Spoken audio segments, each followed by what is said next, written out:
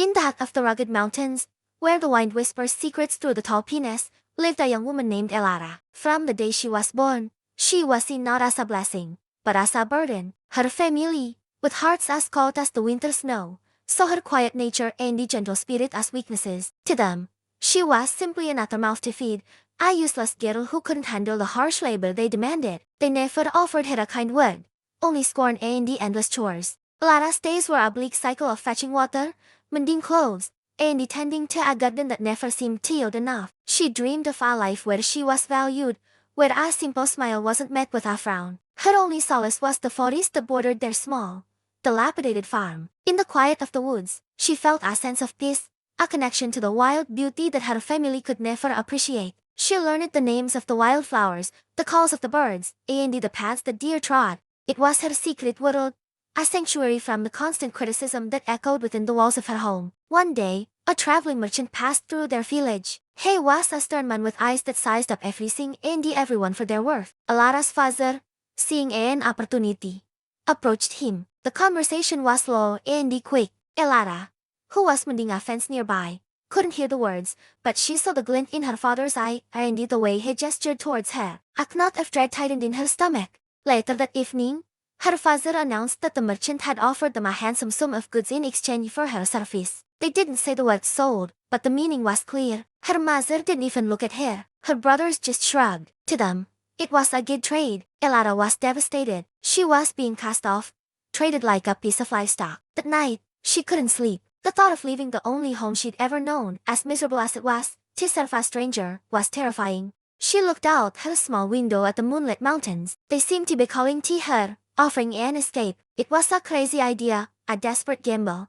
But what other choice did she have? With nothing but the clothes on her bed and a hat full of fear and a tiny spark of hope, Elara slipped out of the house in the dead of night and ran. She ran towards the one place she felt safe, the mountains. The wilderness was both terrifying and liberating. For days, Elara survived on berries she recognized and the fresh water from mountain streams. She learned to build makeshift shelters from fallen branches and leaves, using the skills she had unknowingly gathered during his secret visits to the forest. But as the days turned into a week, her strength began to fade. The cold nights gnawed at her, and the hunger was a constant, aching companion. One evening, as a storm gathered overhead, she stumbled upon a small, hidden trail. Exhausted and desperate, she followed it, hoping it would lead somewhere, anywhere. The trail led her to a clearing, and in the center stood a small, sturdy-looking cabin with smoke curling gently from its stone chimney. A warm, golden light shone from its single window. It looked like the safest place in the world. As she drew closer, the door creaked open, and a man emerged. He was tall and broad-shouldered, with a thick beard and kind, weary eyes. He wasn't a young man, and his face was weathered by the sun and the wind, but there was a gentleness in his gaze that she hadn't seen in anyone before. This was Kale, a man who had chosen a life of solitude in the mountains decades ago, after losing his own family. He saw the frail, shivering girl standing at the edge of his clearing, and his heart went out to her. He didn't see a burden. He saw a person in need. He saw the same loneliness in her eyes that he often saw in his own reflection. Without a word, he beckoned her inside, offering her the warmth of his fire and the share of his simple meal. That night, Elara slept more soundly than she had in her entire life, wrapped in a thick fur blanket by the crackling hearth. When she awoke, Kale was already up, mending a fishing net. He asked for her story, and for the first time, Elara told someone everything: the cruelty of her family, her fear, her desperate escape. Kale listened patiently, his expression never changing from one of calm empathy. He didn't judge her or pity her.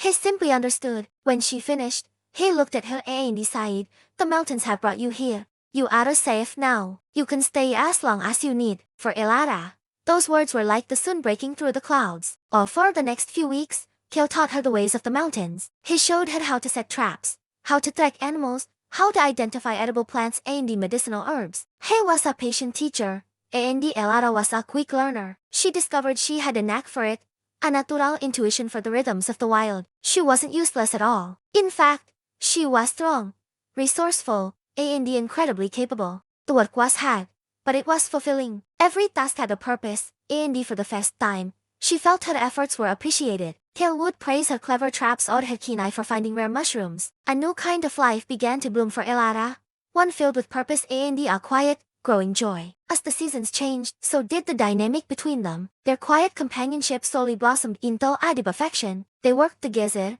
shared meals together, and spent long evenings talking by the fire. Elara brought laughter and light back into Kyle's solitary life, and gave her the safety and the kindness she had always craved. He saw the smart, resilient woman she was becoming, and he admired her spirit. She saw the gentle, chatting man beneath his rugged exterior, and found herself falling in love with his quiet strength. One day, as they were sitting by the stream, Kale turned to her. He told her that his cabin felt more like a home with her in it than it ever had before. He spoke of his loneliness and how she had filled a void he thought would remain empty forever. Then, he looked at the small cabin and decided he wanted to build a new one, a bigger one for them. He wanted to build her a home, a place that was truly hers. Lara's eyes filled with tears. No one had ever wanted to build anything for her, let alone a home. She had been sold, discarded, and left to fend for herself. And now, this kind, lowly mountain man was offering her a future, a partnership, a family. It was more than she had ever dared to dream of. Kale was true to his word. He chose a spot with a beautiful view of the valley below and began his work. He was a master craftsman. He felled the trees himself, hewed the logs with his own hands, and notched them together with precision. Elara worked alongside him every step of the way. She helped strip the bark, cut the logs, and mixed the clay for the chinking. It was their project, their dream, built with their own 4 hands. As the cabin took shape, so did their future. They planned where the hearth would go,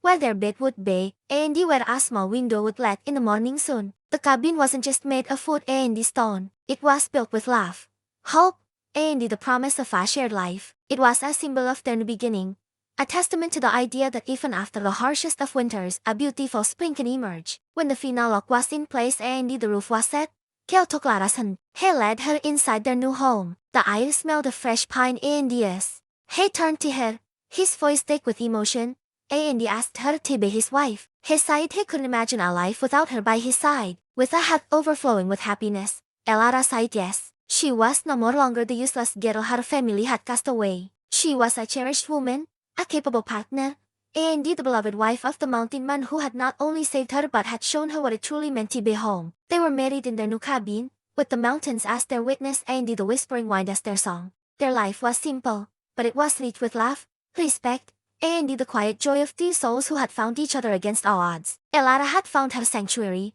not just in the mountains, but in the heart of the man who built her a cabin, and made her his world.